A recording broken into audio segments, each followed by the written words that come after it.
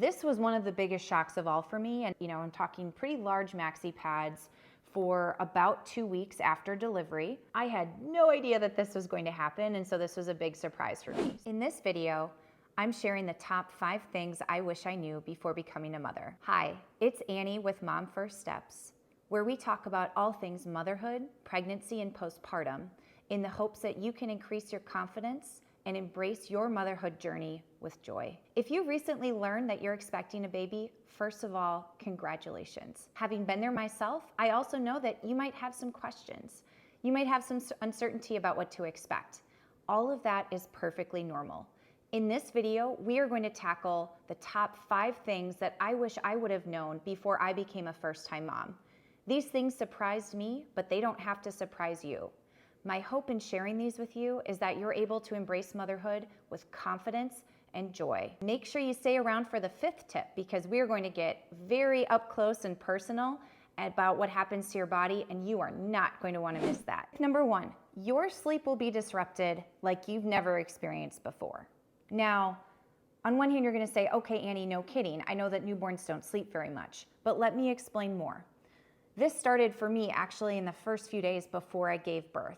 At the end of pregnancy, you're uncomfortable, you might have heartburn, you're not sleeping well, you're excited, you're wondering if every little labor pain that you're starting to feel is the real deal and if you need to rush to the hospital. The anxiety can be real. Then baby's coming. You find yourself in the hospital. The nursing staff, everybody, as soon as baby comes, they're all caring for you and taking care of you. But the reality is that can lead to some disrupted sleep. And then of course there's baby.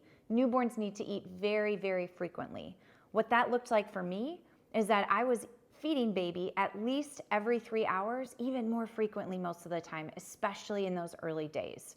Because of how much you need to feed baby and all of the needs that baby has, and the fact that they're not sleeping very long stretches, you won't be able to sleep very long stretches. This is where it's really important to rely on the support of family members, your partner, siblings, parents, anyone who's there to help you out to make sure that you get the sleep that you need.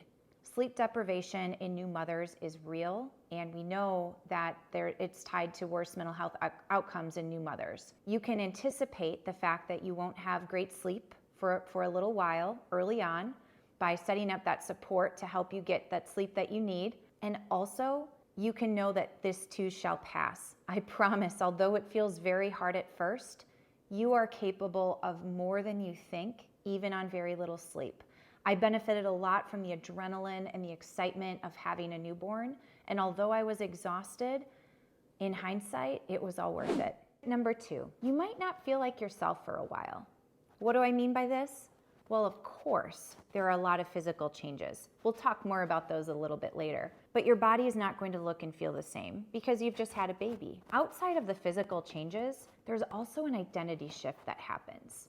For me, I knew exactly who I was as a wife, as a sister, as a daughter, as a friend, and as someone who worked full-time at a corporate job in corporate America. What I didn't yet know, though, was who is Annie the mother? This was a major transformational shift in my identity. I knew exactly what to do to feel productive and fulfilled at my day job, but trying to feel productive and fulfilled as a mother, suddenly on maternity leave, not knowing what in the world I was doing, try to take care of a new baby as a first-time mom, that was a major transformational shift. You may not have that confidence and self-assuredness that you're used to having in other areas of your life or in other relationships, and that's okay. It is totally normal to need to get to know yourself and who you are now as a mother, your new identity. Over time, this will become a lot easier for you as you begin to kind of make all these different facets of your new identity mesh together. Overall, it was a very positive growth experience for me, but it did take a little bit of adjustment on the front end of that as I tried to reconcile who I used to be with who I all of a sudden was now after becoming a mother. Number 3, it's important to know that your relationships may change and that that's okay. What do I mean by this? Take your relationship with your partner or spouse as an example. Before baby, you may have had plenty of time to go out on a weekly date night. You might have had romantic dinners and lots of different fun activities. Maybe you like to go to the movies or to sporting events or out to bars and restaurants to try new things to eat. Whatever it was that you enjoyed, you certainly can still enjoy those things, but you may not have as much time to do them. It may not be as easy, or you may not feel up to it.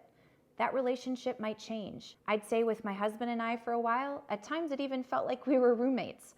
We were all of a sudden both launched into planning the logistics of when this little baby needed to be fed and sleep and cared for, and all of the things that came along with making our household work as we both adjusted to becoming parents. It's okay that that relationship changes a little bit. It's natural. It's part of the transformation that you're both going through. One of the changes I loved to see in my relationship was seeing my husband become a father.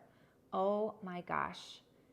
The look on his face when he held our baby daughter for the first time was absolutely incredible, and it is seared to my heart and memory forever. It's something I'll never forget, and I've loved watching him grow and evolve as a father ever since. Truly amazing. So not all change is bad. It's okay. Other relationships might also change. For example, friendships.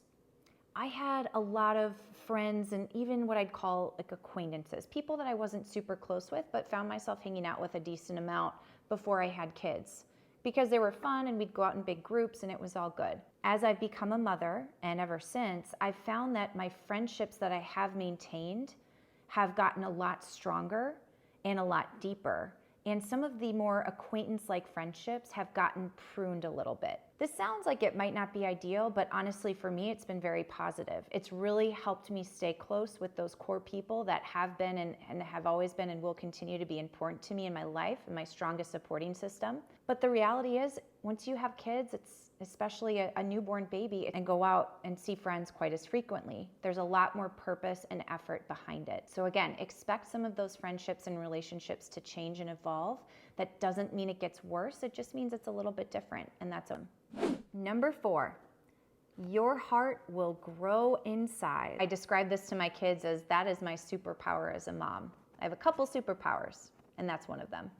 Number 5, let's get real and talk about what happens to your body postpartum. This was one of the biggest shocks of all for me, and at the time when I had a baby, I didn't really have a friend or family member or anyone who had had a baby recently that I was close enough to ask, like, okay, so what really happens to me afterwards? I had spent all this time preparing, reading baby books about how to care for my newborn, but I didn't really ask enough questions about what's going to happen to me. And boy, was I in for a surprise. Here are some things that you should expect. One preface with this: a lot of what happens to your body immediately after birth can be painful or uncomfortable.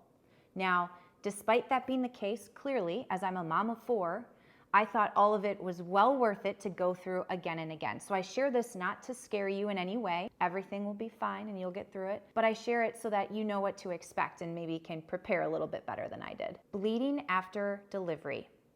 I had vaginal deliveries, so I can't speak to the personal experience of someone who's had a C-section. However, I will say that there was a lot more blood than I was expecting down there after I gave birth, both immediately in the aftermath, the first time I got up to use the restroom.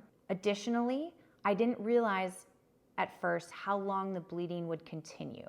You know, I'm talking pretty large maxi pads for about 2 weeks after delivery, and then I still was spotting up to about 8 or 9 weeks afterwards. I know everyone's different with that. You may be on the low end of that or the longer end of that, but for me, I did not realize the length of time that I would be bleeding down there. Within a few days of giving birth, your breast milk will start to come in and your breasts will feel hard as a rock and kind of hot and pretty uncomfortable and sensitive to the touch. I had no idea that this was going to happen, and so this was a big surprise for me. Let's talk about down there again. I also didn't realize that I was going to be quite so swollen, especially after I had my first baby. Of course, I'd say the second, third, and fourth was a little bit less so, but you do get pretty swollen and painful to the touch down there. Now, there are plenty of things that can help you. People use ice packs that are, made for after delivery. People have also frozen maxi pads or even diapers that you can place in your underwear to ease the swelling and make it a little more numb down there. But that was definitely something that I didn't know to expect. The entire pelvis just kind of ached. And this is something I experienced with my first baby, but not with the second, third, and fourth. Perhaps my body was used to it and knew what to do by then and had already adjusted. But I remember feeling after the birth of my first, just the aching in my pelvis. Like clearly had been through some trauma and definitely had an ache. Nipple pain was another thing. Like I said, it's all worth it in the end, but in lieu of having someone in your life that can sit you down and tell you about what's going on down there, hopefully this helps you feel a little more comfortable with what may happen to your body. Now that you've watched this video, you've got a much better idea of what to expect once you become a mother. I hope this will allow you to embark on this journey with more confidence. If you like this video, please consider liking it or subscribing to the channel, because we are going to be putting out a lot more great content to help you embrace your journey of motherhood with confidence and joy. Thanks for watching, and I wish you the best on your parenting journey.